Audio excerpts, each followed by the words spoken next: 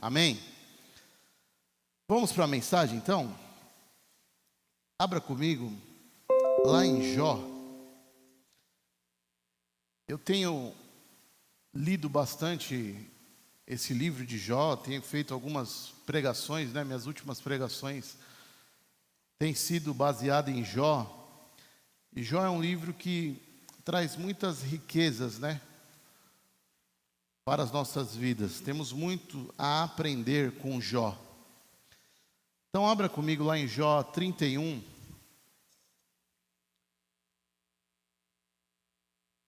É uma das últimas argumentações, defesa de Jó.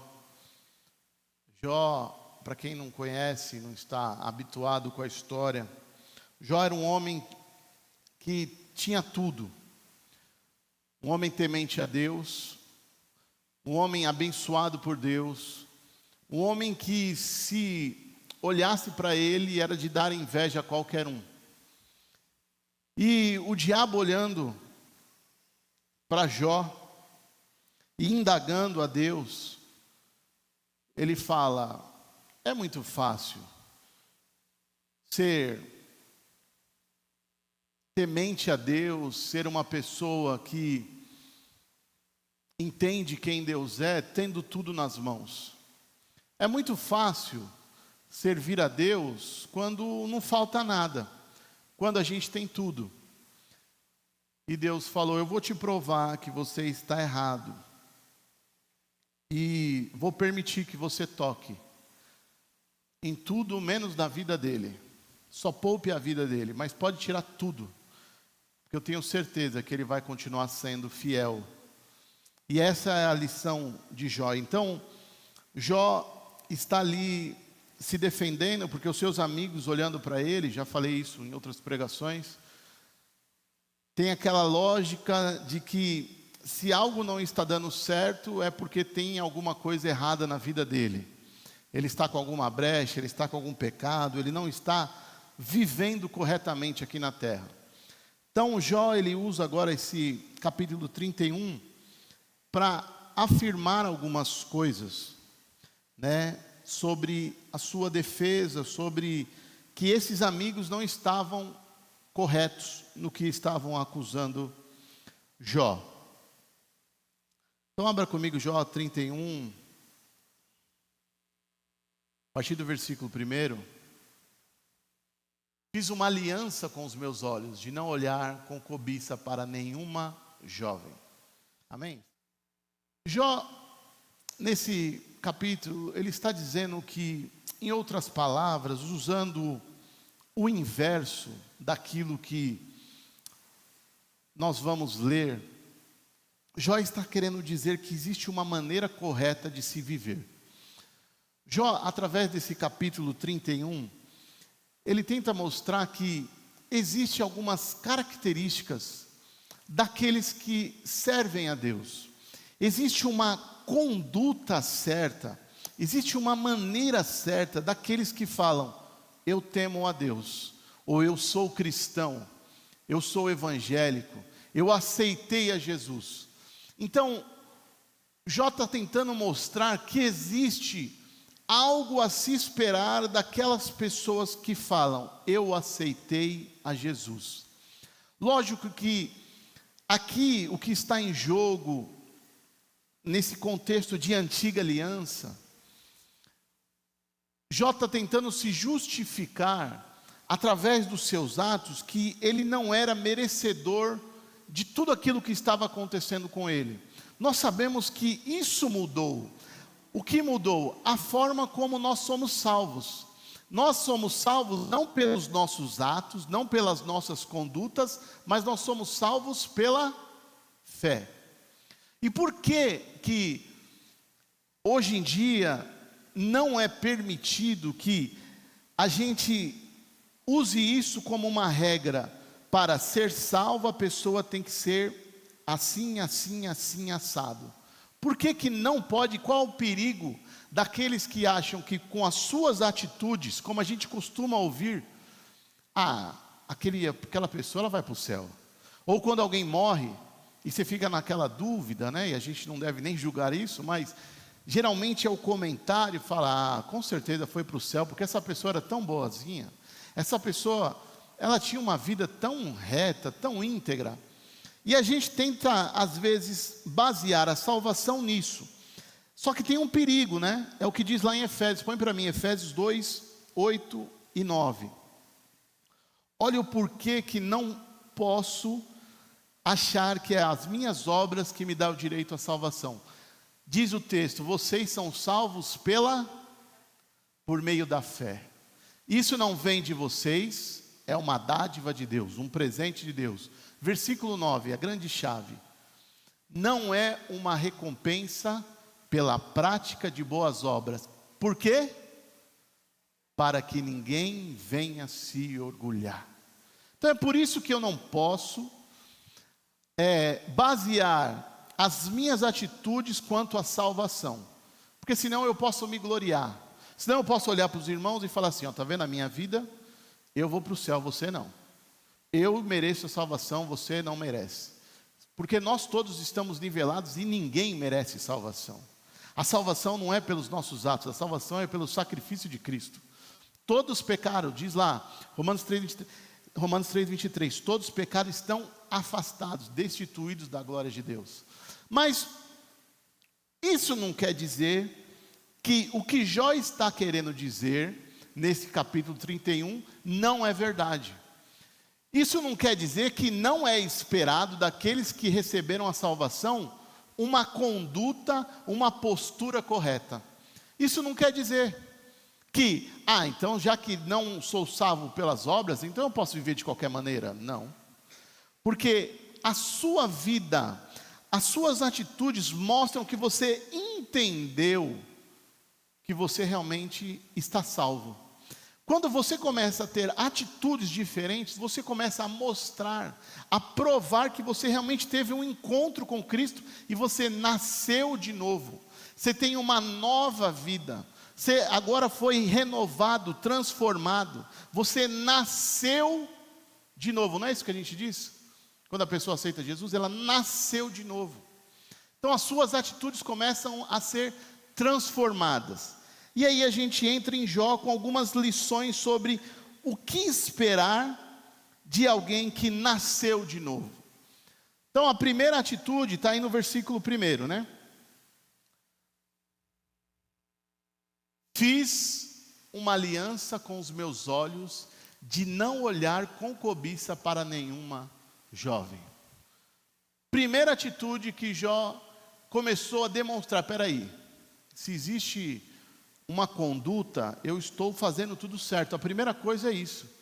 Eu fiz uma aliança com os meus olhos de não olhar com cobiça para nenhuma jovem. E isso não é só para homem, tá?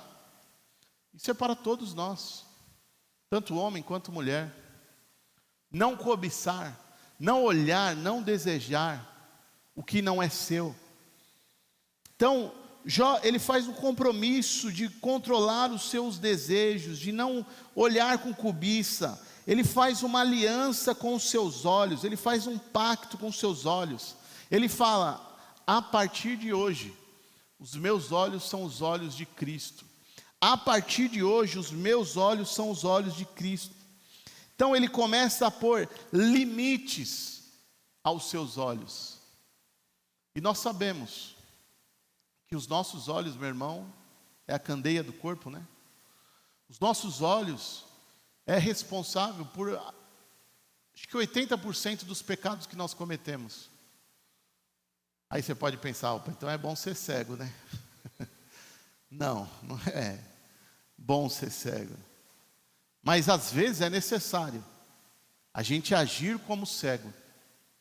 Porque os nossos olhos é o que realmente alimenta a nossa alma. Aquilo que a gente vê, aquilo que a gente começa a desejar, começa nos nossos olhares, né? E a gente começa a desejar. E é tão verdade isso que depende muito do clima, de como nós estamos enxergando. Toda a nossa vida é baseada nisso. Aqueles dias nublados, aqueles dias que você fala, meu Deus, que dia pesado. Basta você abrir a janela do seu quarto e você vê aquele dia cinzento. Fala a verdade, se não é diferente de quando você acorda e abre com aquele dia ensolarado. O que isso está representando? Os nossos olhos falam muito. Os nossos olhos são responsáveis por muitas coisas nas nossas vidas. Então Jó, ele entendeu isso, e por isso que ele falou, peraí, a primeira atitude que eu quero provar, que eu não estou sendo punido pelos meus atos, é porque eu fiz um pacto com os meus olhos. Prossiga, versículo 2 ao versículo 4. Pois o Deus que lá de cima escolheu para nós, qual é nossa herança do Todo-Poderoso que está lá no alto? Não é calamidade para os perversos e desgraça para os que praticam o mal? Afinal, Ele não vê tudo que faço e cada passo que dou? O que Jó está querendo dizer? Jó está reconhecendo que Deus é soberano. O Deus que vê tudo lá do alto. O Deus que está olhando, o Deus que vê quem eu sou. O Deus que vê cada passo que eu estou dando. Esse Deus, eu estou reconhecendo que Ele é soberano. E a minha vida está baseada nele. Então muitas vezes Jó está querendo mostrar que nós devemos ter essa atitude. O que eu estou fazendo está agradando a Deus? O que eu faço, será que eu tenho essa convicção que o meu Deus está vendo tudo? Será que eu estou entendendo que eu não tenho como esconder nada de Deus? Que tudo o que eu faço, Deus vê.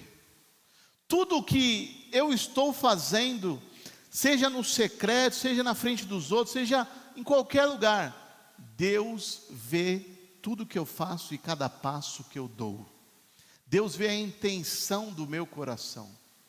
Deus vê.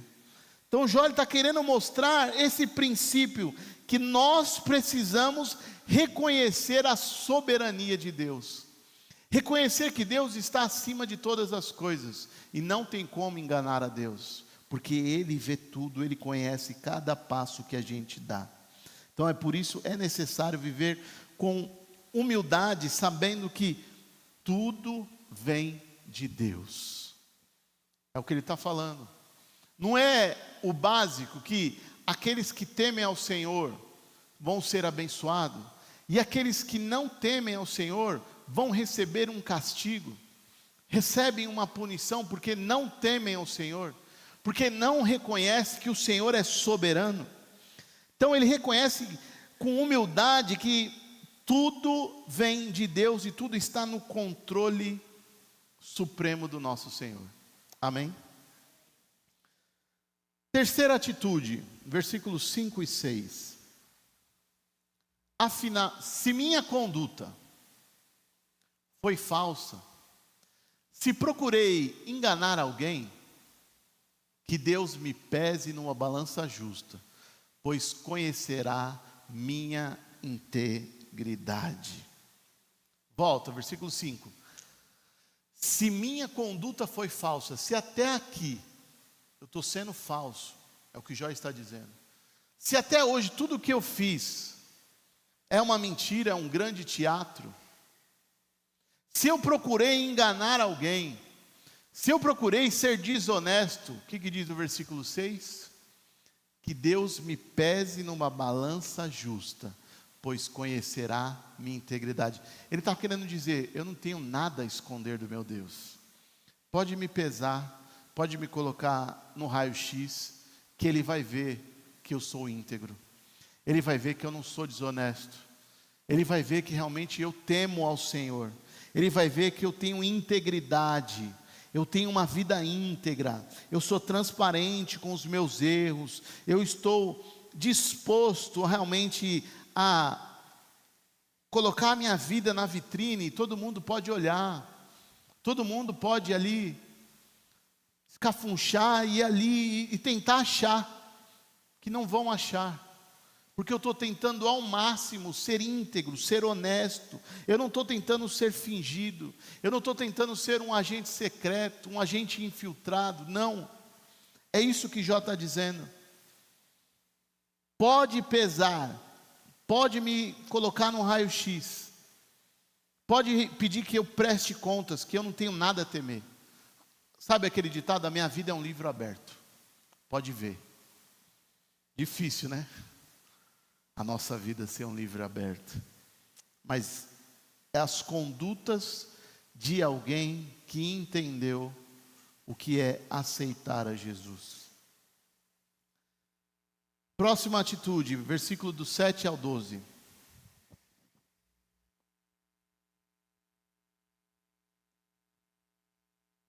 Se me desviei do seu caminho, se meu coração cobiçou o que os olhos viram, de novo ele fala sobre a cobiça, ou se sou culpado de algum outro pecado, que outros comam o que semeei, que minhas plantações sejam arrancadas pela raiz.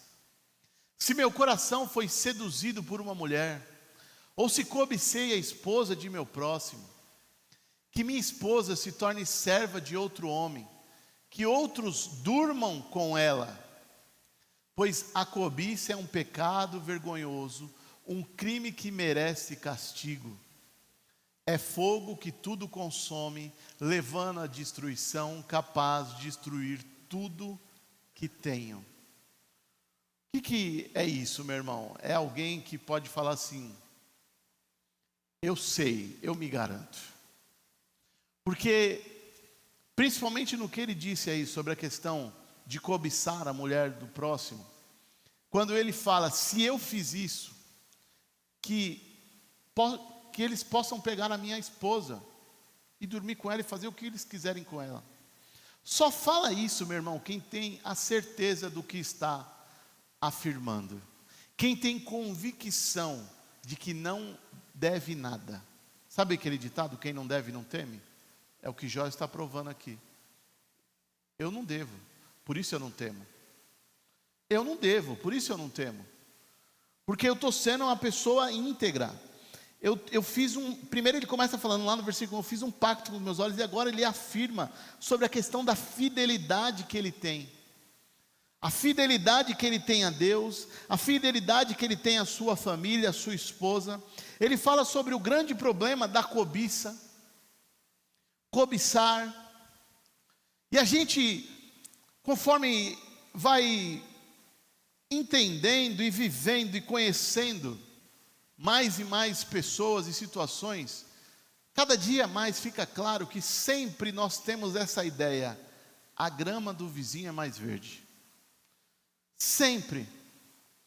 A gente fechado no nosso mundinho, fechado na nossa realidade, quando começamos a observar o que está fora da nossa realidade, a gente acha que sempre o outro é melhor, sempre o do outro é mais vantajoso. E eu não estou só falando de traição, de mulher não, estou falando de tudo.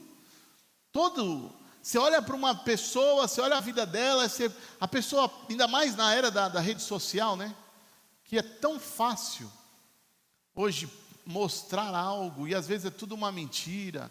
Às vezes é só, a pessoa alugou um carro e postou, e você fala: nossa, olha como essa pessoa é abençoada, olha o carro que ela tem, olha as festas, nossa, olha que churrasco. Um dia eu até conversei com um rapaz aqui em Sales, que ele tem esse costume, que conhecendo ele é um costume bom, de às vezes ele postar momentos que ele tem com a esposa dele. Então ele aproveita, ele posta ali, né, um churrasco, às vezes comendo um queijo, aproveitando.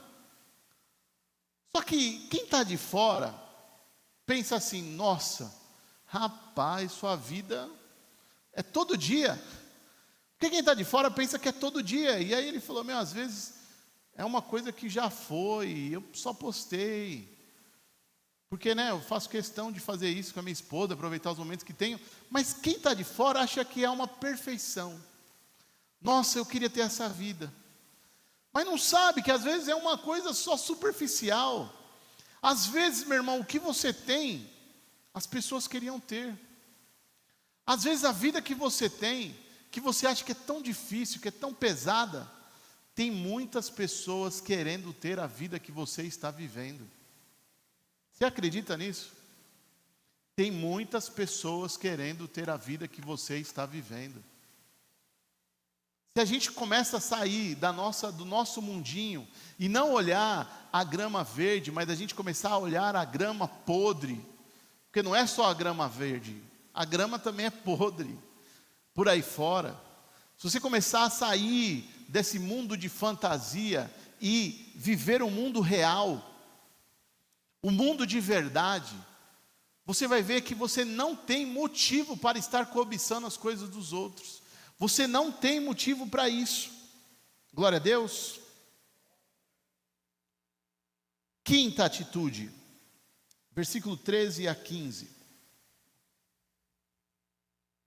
Se fui injusto com meus servos e servas, quando me apresentaram suas queixas, que farei quando Deus me confrontar?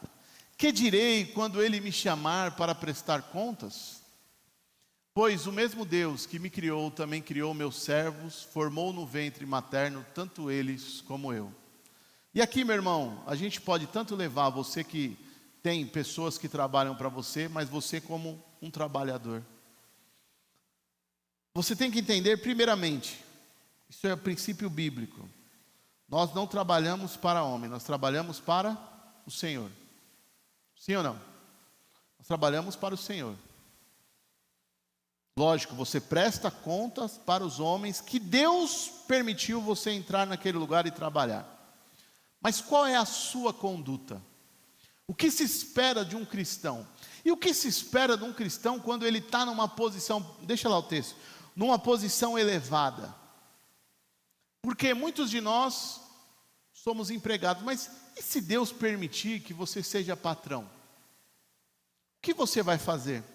Quais serão as suas atitudes? Versículo 13. Se fui injusto com meus servos e servas, quando me apresentaram as suas queixas, se eu tomei partido, e aí a gente pode entrar em outros assuntos, né? A gente pode entrar no âmbito político e tudo por aí fora. Que farei quando Deus me confrontar? Porque às vezes a gente esquece que muitas vezes estamos aqui na terra e a gente muitas vezes tem o controle aqui. Aqui nós temos o domínio e a gente está controlando a situação, ou achando que tem o controle da situação. Mas a gente esquece que um dia nós estaremos frente a frente com o nosso Deus e Ele vai nos confrontar. E o que eu vou dizer quando Deus me confrontar? Sobre as minhas atitudes que eu tive aqui, sobre as injustiças que eu cometi nessa terra. Quanto eu fui injusto, quantas vezes eu tomei partido, quantas vezes eu defendi. E a gente viveu muito isso dentro das igrejas. Igrejas sendo rachadas, famílias sendo rachadas por causa de político, partido político. E quantas vezes eu achei que eu estava sendo justo, ou o outro estava sendo injusto, e eu comecei a tomar partidos, eu comecei a defender homens, e colocando homens no lugar de Deus. Que direi, olha o que diz o texto, que direi, quando Ele me chamar para prestar contas? Já parou para pensar nisso? O que você vai dizer, quando o seu Deus te chamar, e falar, por que você parou de falar com fulano de tal, só porque ele era do partido A ou do partido B? Já parou para pensar nisso? O que você vai dizer perante o Senhor? Você vai falar assim, não Senhor, mas eu estava do lado certo. Senhor, eu tomei partido por a coisa certa. Aí talvez, pode ser que você tenha essa oportunidade de Deus colocar no telão o partido A e o partido B, e você vê que os dois estavam errados, os dois têm desonestidade, os dois estão errados, e vai falar assim, gente, vocês estavam militando pela coisa errada, vocês estavam julgando as coisas erradas, e vocês esqueceram que sou eu que estou no controle de tudo.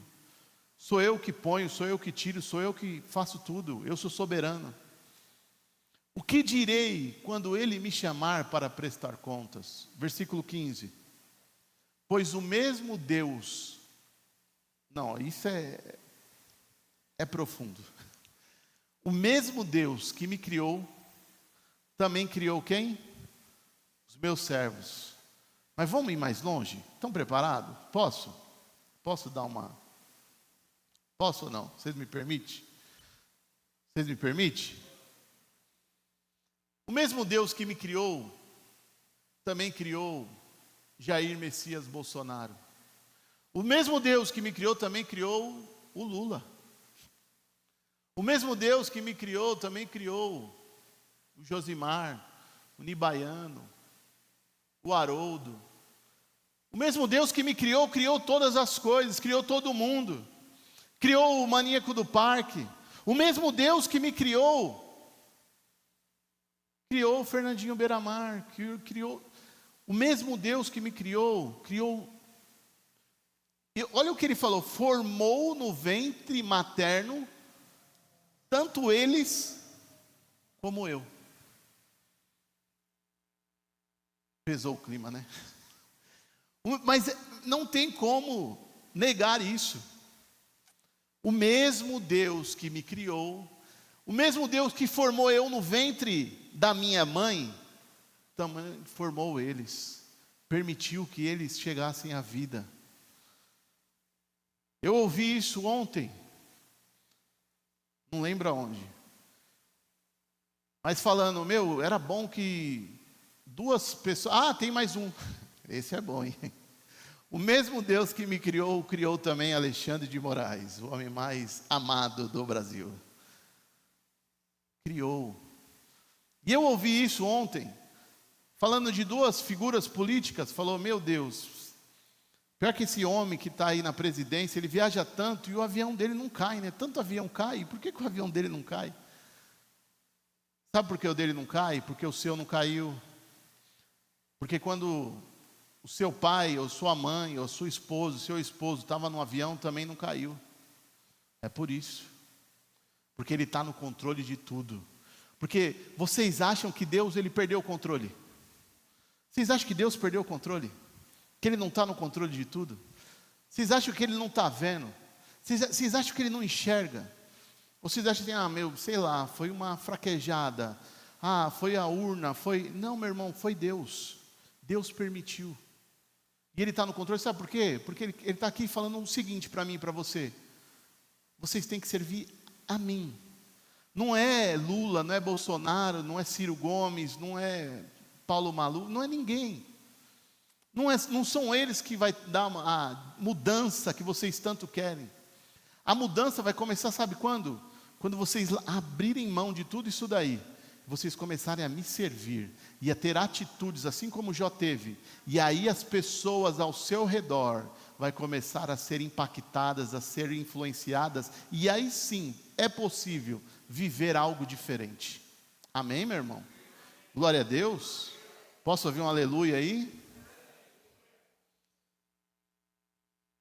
Versículo 16 ao 20, mais uma atitude que Jó vem mostrar.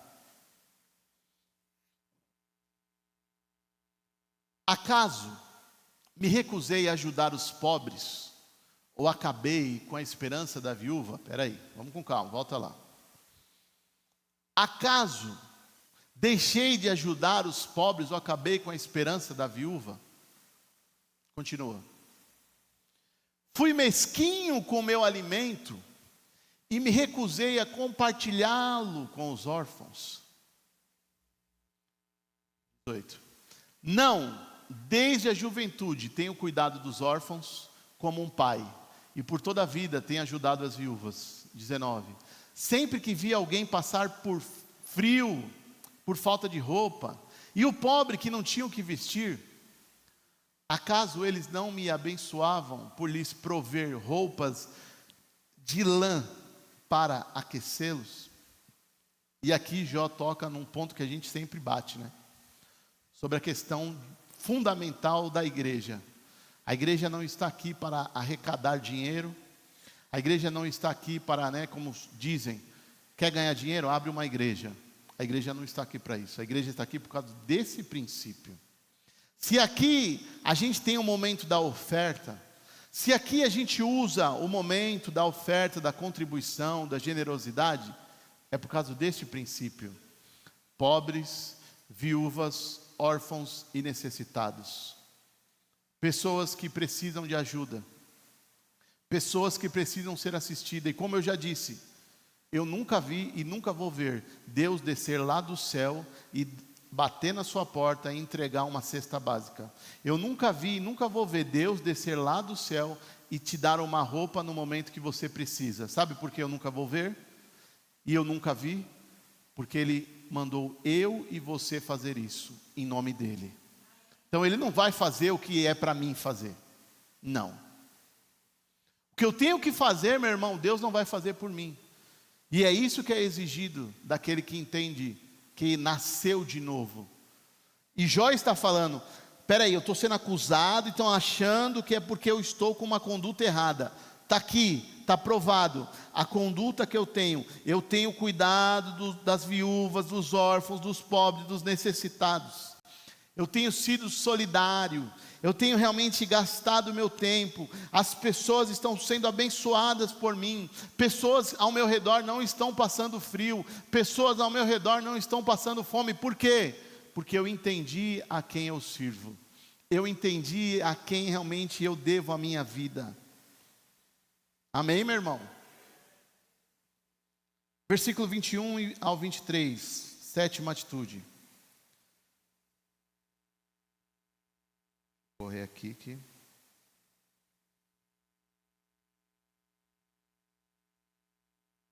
Se levantei a mão contra o órfão, certo de que os juízes tomariam meu partido.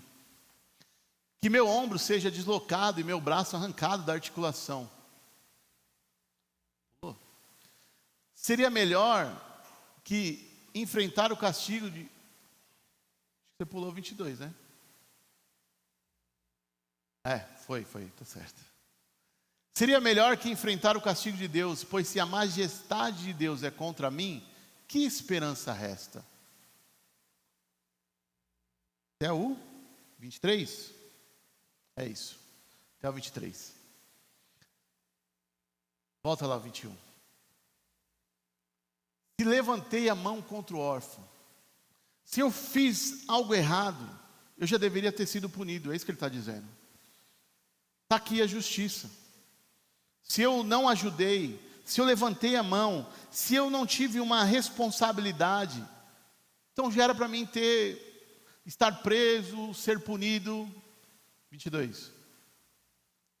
Que meu ombro, olha o que ele está falando, que meu ombro seja deslocado e meu braço arrancado da articulação. 23.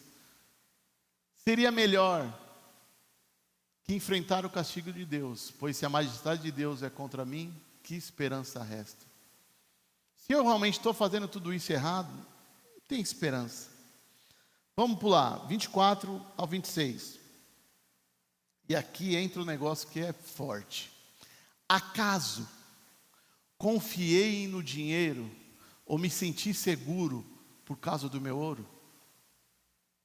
Acaso eu confiei no meu dinheiro, eu achei que é porque eu tenho muito, que eu não preciso mais de Deus? Porque Jó foi um dos homens mais ricos, ele tinha tudo. Acaso me vangloriei da minha riqueza e de tudo que possuo? Prossiga. Olhei para o sol que brilha no céu, ou para a lua que percorre seu resplendor, e em segredo meu coração foi seduzido a lhes lançar beijos de adoração. Até o 28. E em segredo, se eu fiz, devo ser castigado pelos juízes, pois significa que neguei a Deus que está lá no alto. Dois princípios aqui do 24 ao 28. Primeiro, de não confiar no dinheiro. Jó está falando, não tem como você me acusar disso. Que eu tive muito, porque é o grande perigo, não é? Não é o grande perigo que nós corremos, e a gente tem falado muito. Se de um dia para a noite você recebe uma herança, você fica milionário, se você, ganha um grande prêmio, Qual é o grande risco, meu irmão? Você abandonar a sua fé. Por quê? E eu ouvi algo interessante, o pastor Samuel me mostrou, de um pastor, que ele falou: é pecado querer ganhar muito dinheiro? Ele falou: depende. Se o seu dinheiro, ou o que você almeja, for maior do que a sua visão, sim, é pecado. Porque se o seu dinheiro for maior do que aquilo que você tem de visão, você pode chegar no ponto de falar: é o que eu possuo, é nisso que eu confio, e realmente eu posso fazer tudo o que eu quero. Mas se você ganhar um dinheiro, mas mesmo assim a sua visão for maior do que isso, você ainda vai continuar temendo a Deus, porque você vai falar: eu dependo dele para continuar, eu dependo dele para prosseguir, porque tem muito mais ainda a fazer. Então, se você está almejando uma quantia de dinheiro, fica imaginando, né, que nós estamos próximos aí à mega da virada, é o assunto, né, do final do ano, 850 milhões, aí você para pensar: meu Deus, 850 milhões, aí você começa, fala se alguém tem uma visão maior do que 850 milhões, tem alguém que consegue ter uma visão maior, um projeto de vida, um sonho, que seria maior do que 850 milhões, se você ganhando 850 milhões, você ia falar: ainda vai faltar. A mentira também é pecado. Não tem como, meu irmão. Então, vou falar um negócio para você, ó. É difícil, você não vai ganhar 850 milhões, e nem deve ganhar 850 milhões. Por quê? Porque você vai achar que você tem o controle do mundo nas suas mãos. Você pode comprar tudo o que você quer. Aliás, você vai ficar louco, né? Se parar para pensar nisso, já fica doido. Você fala: meu Deus, o que eu vou fazer? E é o que eu sempre falo, né? Conversando com algumas pessoas, quando entra nesse tipo de assunto, eu falo: talvez vai ser o pior dia da sua vida. Não é? Para pensar. Talvez vai ser o dia pior da sua vida, o pior dia da sua vida. Porque se você ganhar 850 milhões no final do ano, no outro dia, aliás, você nem vai conseguir dormir. Tem pessoas que morrem do coração, e daquele dia em diante, a sua vida não é mais a mesma. Não para melhor, para pior. Você nunca mais vai confiar em ninguém. Você vai ter que abandonar a sua vida toda, porque eu duvido que alguém vai continuar com a vida que tem. E aí você tem que largar tudo. Ou você vai ter que levar a sua família inteira junto. E aonde você for, quando você conhecer pessoas novas, você vai desconfiar. Você vai pensar: está querendo me roubar, está querendo me matar, está querendo pegar meu dinheiro. A sua vida nunca mais vai ser a mesma, meu irmão. Então, uso o exemplo de Jó. Eu não quero me orgulhar pelos bens que eu tenho, pelas posses que Deus permitiu eu ter. E aí, ele também fala sobre a questão da adoração ao Criador e não à criação. É o que diz lá no versículo 26 ao 28. Se tivesse, olhei para o sol que brilha no céu, ou para a lua que percorre seu esplendor, e em segredo meu coração foi seduzido a lhes lançar beijos de adoração. Porque tem pessoas que chegam nesse nível, de adorar a criação e não o Criador. Acham que a criação é mais importante que o Criador. Se o fiz, devo ser castigado pelos juízes, pois significa que neguei a Deus que está lá no alto. Amém? Adoração é somente a Deus e mais ninguém. Prossiga, vamos prosseguir que o tempo está voando. 29 ao 30. Alguma vez me alegrei com as desgraças de meus inimigos, ou exultei porque lhes aconteceu algum mal? Não, jamais cometi o pecado de amaldiçoar alguém ou de pedir sua morte como vingança. É aquilo que eu não acabei de falar, né? Quantos de nós já não fez isso? porque o avião daquele homem não caiu.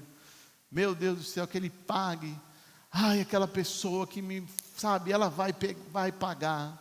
Ah, Deus. E muitas vezes nós usamos Deus para a nossa vingança. Aí que é a coisa mais louca.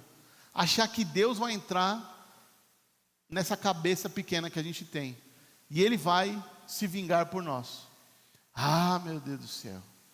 Pisou. Ah, aquele que me trapaceou. Ah, aquele. Não. Vai ver com Deus. Deus vai.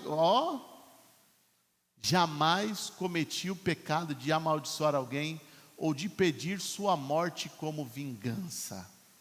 Eita Deus. Segue. 31. Meus servos nunca disseram, ele deixa os outros passar fome. Segue. Até o 32. Nunca deixei o estrangeiro dormir na rua. Minha porta sempre esteve aberta para todos. Amém, hospitaleiro? Sobre hospitalidade ele está falando aqui. Nunca deixei o estrangeiro dormir na rua. A minha porta sempre esteve aberta para todos. Versículo 31, o que ele diz? Meus servos nunca disseram, ele deixa os outros passar fome. Eu sempre fui uma pessoa hospitaleira, eu sempre estive com a minha porta aberta, sempre, sabe, fui um instrumento de Deus para ser provisão na vida dos outros. 33 ao 34. Acaso procurei encobrir meus pecados, como outros fazem, e esconder a culpa em meu coração? Aqui é uma coisa que eu falo muito, continua lá no 33. Deus não se ofende com as pessoas que são honestas perante Ele. Deus não se ofende, Jó está falando isso. Acaso eu procurei encobrir meus pecados como outros fazem e esconder a culpa em meu coração? Não. Eu sempre fui uma pessoa rasgada, é isso que ele está dizendo. Eu não fiquei escondendo, eu não fiquei, sabe, tentando mostrar uma coisa que eu não sou. Eu sempre fui sincero. Eu confessei os meus pecados. 34. Mantive-me calado e não saí de casa por medo da multidão ou do desprezo do povo. Eu tive medo. Eu tive, sabe, eu não fui transparente. Eu quis encobrir. Não. Porque eu estou com a minha consciência tranquila. É isso que Jó está dizendo. Eu estou com a minha consciência tranquila. Eu sou uma pessoa, sabe, honesta, sincera. Eu confesso. Eu não deixo os outros pensar, sabe, coisas que não é verdade sobre mim. Versículo 35. Se ao menos alguém me ouvisse, vejam, aqui está a minha defesa assinada. Que o Todo-Poderoso me responda, que meu adversário registre sua denúncia por escrito. Até o 37. Eu enfrentaria a acusação de peito aberto e a usaria como coroa. Pois eu diria a Deus exatamente o que tenho feito. Compareceria diante dele como um príncipe. Mais uma vez ele está falando sobre essa questão de ser honesto, rasgado, ter coragem diante de Deus para apresentar a sua própria causa. Eu diria a Deus exatamente o que tenho feito. Eu não teria medo de estar perante Ele. Eu apresentaria a Ele como um príncipe. Eu iria tranquilo, de consciência limpa. E para finalizar, versículo 38 ao 40. Se a terra protestar contra mim, se todos os seus sucos clamarem, se eu roubei suas colheitas, ou se matei seus donos, que cresçam espinhos em lugar de trigo, e ervas daninhas em lugar de cevada. Assim terminam as palavras de Jó. Olha como Jó termina. Mais uma vez Jó está provando realmente que ele não teme nada. Porque ele está falando, se realmente tudo o que estão me acusando for verdade, se eu fizer essa maldade que vocês estão me acusando, que cresçam espinhos no lugar de trigo e ervas daninhas em lugar da cevada, eu não tenho o que temer, eu não tenho o que esconder, porque eu estou sendo uma pessoa mais honesta, eu estou sendo a pessoa mais ética, eu estou sendo uma pessoa que entende que não devo explorar a terra de forma indevida, as pessoas, e se eu fizer, eu estou disposto a restituir tudo aquilo, o que realmente acham que eu fiz de errado, mas eu estou com a minha consciência tranquila que eu não fiz nada de errado. Então, cada afirmação aqui de Jó está mostrando um hábito positivo de quem teme a Deus. Cada atitude de Jó mostra o que se espera de alguém que teme a Deus. Então, meu irmão, meu conselho para você nesta noite: chegue em casa, leia de novo o capítulo 31 de Jó. Porque eu sei que eu mesmo, eu não vivo tudo isso que eu acabei de ler. Não vivo cada ponto que eu pontuei aqui. Tem muita coisa que eu preciso melhorar. Mas é o meu alvo. É o meu alvo, é o meu objetivo. O meu objetivo é ser parecido com Jó. É realmente ter um pouquinho dessa integridade que Jó teve. Então isso serve como, sabe, aquele manualzinho básico que se espera de um cristão. Isso é o que se espera de um processo de discipulado. O discipulado muitas vezes serve para isso, para que todos nós possamos viver essas atitudes que Jó teve. Porque isso vai mostrar o quê? Mostra que nós entendemos quem é o nosso Deus. Porque eu estou falando de Jó, não estou falando de Deus. Não estou falando de Jesus, estou falando de Jó. E aí, se Jó fez tudo isso, imagina Jesus, que é o nosso alvo. Quem é o nosso alvo maior? Cristo. E Cristo, meu irmão, teve atitudes muito maiores. Sabe por quê? Se a gente resumir o que Jesus espera de nós, baixou a luz? O que Jesus espera de nós são 2 mandamentos, não é? Tinha 10 mandamentos, ele resumiu os 10 mandamentos em 2. Quais são? Oi? Amar a Deus acima de todas as coisas e ao próximo.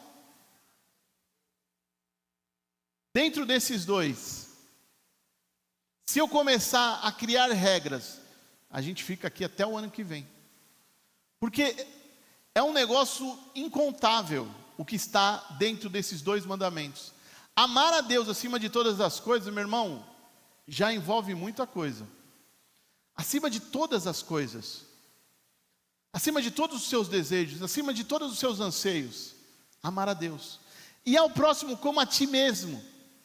E aí tem 2 coisas básicas. Primeiro, para mim amar o próximo, eu tenho que me amar. E aí você tem que saber o tanto que você se ama. Não é? Como que eu vou amar ao próximo como a mim mesmo, se às vezes eu nem estou me amando mais? Mas amar o próximo como a si mesmo, é chegar no nível de dar a vida pelo meu próximo. Porque o que você faz por você, o tanto de esforço, de cuidado que você tem com você mesmo. Ou tem alguém aqui que gosta de ser sadomasoquista, de se maltratar? Só doido. Nós fazemos muito por nós. Quem hoje pelo menos fez 2 refeições? 2, acho que eu fiz. Tem gente que fez mais de 2. Mas por que você fez isso? Porque você ama você mesmo. Mas e o seu vizinho? Será que ele fez 2 refeições?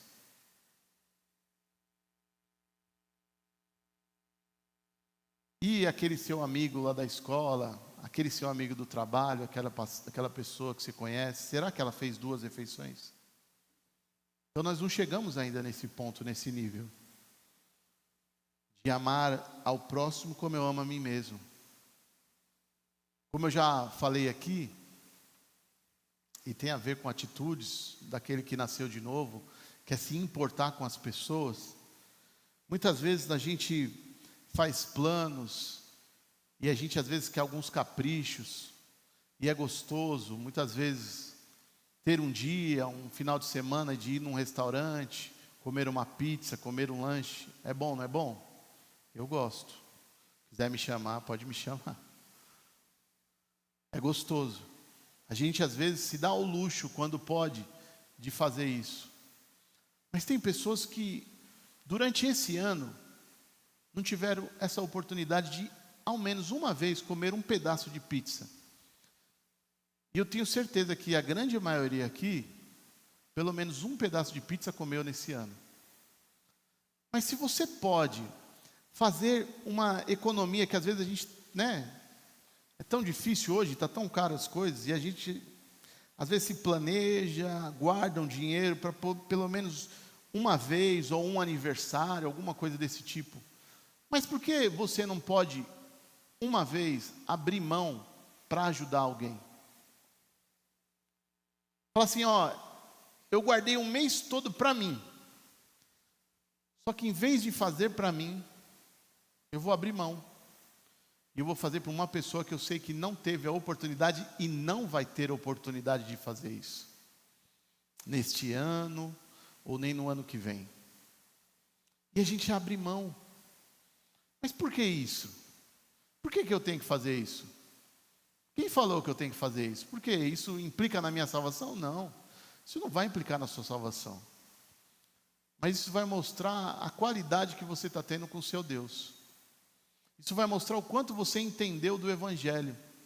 Isso vai mostrar o quanto você está vivendo uma vida que condiz com a sua fé. Porque o nosso Deus, e não quero dizer que isso é o tudo, que isso vai mostrar a nossa espiritualidade. Nossa, aí, o pastor falou que servir a Deus é pagar uma pizza por irmão no final de semana. Não estou falando isso. Eu estou falando de você abrir mão alguma vez de alguma coisa da sua vida em favor do próximo, porque isso é colocar em prática amar a Deus acima de todas as coisas e o próximo como eu amo a mim mesmo. E eu amo a minha vida ao ponto de realmente muitas vezes, e agora eu até lembrei, cada um tem uma mania, cada um tem coisas que gostam. Eu mesmo tenho algumas coisas que eu, dou mais atenção. Eu sou uma pessoa que gosta de perfume. Por que às vezes eu não posso abrir mão de comprar um perfume, Isaac? Compramos 5. Porque às vezes nós compramos, acho uma promoção, 5 perfuminhos por um preço.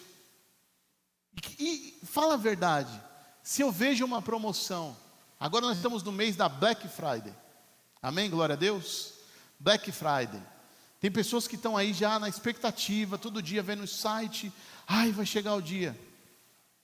Por que eu não posso abrir mão da Black Friday para comprar algo para mim e comprar para alguém? Porque eu vi esses dias um testemunho, até postei na minha rede social, 2 coisas que eu lembrei agora. Uma mulher questionando e falando como é fácil numa igreja levantar dinheiro, como a gente estava tentando aqui, e graças a Deus não precisou, mas queima o ar-condicionado, a gente levanta o dinheiro rápido. É difícil, mas a gente consegue. Mas, se falar que é para a gente ajudar uma família, para ela comprar um ferro de passar roupa, ou uma televisão que pifou, será que a gente vai ter a mesma entusiasmo? E eu vi um testemunho numa igreja, de um rapaz, que ele sofreu um acidente e teve que amputar a sua perna. E ele fez uma vaquinha online, e o pastor chamou ele lá na frente, e falou, quanto que falta, para você conseguir a sua perna mecânica? E acho que faltava uma questão de 150 mil, eu acho, para ele conseguir. E aí o pastor falou, vamos fazer um cálculo básico aqui. Nós estamos em mais ou menos 4.000 pessoas, se cada um agora, não lembro se era 10 ou 20 reais. Eu lembro que era um cálculo mais ou menos assim, era um valor baixo. Se cada um de vocês agora fazer o Pix, a gente consegue ajudar esse irmão e ele já sai daqui com a perna dele. Aí ele falou, mas tem que ser agora.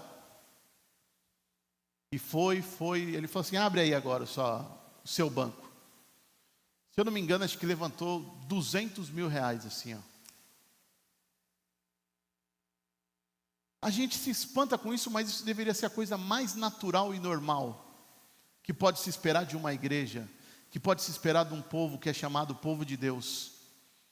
É pensar numa família, é pensar numa pessoa que não tem como mais sobreviver. A sua vida, o seu sustento hoje não tem como mais. E outra, não é só isso, a qualidade de vida daquele homem. Por mais que aquele homem seja indenizado, ou ele consiga uma aposentadoria, mas a vida dele não é mais a mesma. E ele precisa, e ele deve, e a igreja de Jesus tem que realmente ter, ser o instrumento para devolver essa qualidade de vida para esse homem. Isso não tem nada de errado, meu irmão. E é para isso que estamos aqui. Amém? Então, é isso que é exigido de nós como cristão. Sei que muitas vezes é difícil, meu irmão, mas é o nosso alvo, é o nosso objetivo. É por isso que estamos aqui. Nós não estamos aqui brincando. Nós estamos aqui porque nós queremos parecer com Cristo. E parecer com Cristo é ser doido mesmo, é ser diferente, é ser resposta, é andar na contramão. Isso é servir a Deus. Então hoje, chega na sua casa, leia de novo Jó 31 e fala, é o alvo para a minha vida. Ou é o alvo para o ano que vem. Fala, esse ano ainda deixa eu me preparar psicologicamente, mas o ano que vem eu vou entrar com tudo. E eu quero até o final do ano, tintim por tintim, estar cumprindo e vivendo igual o Jó viveu. Amém? Fica de pé.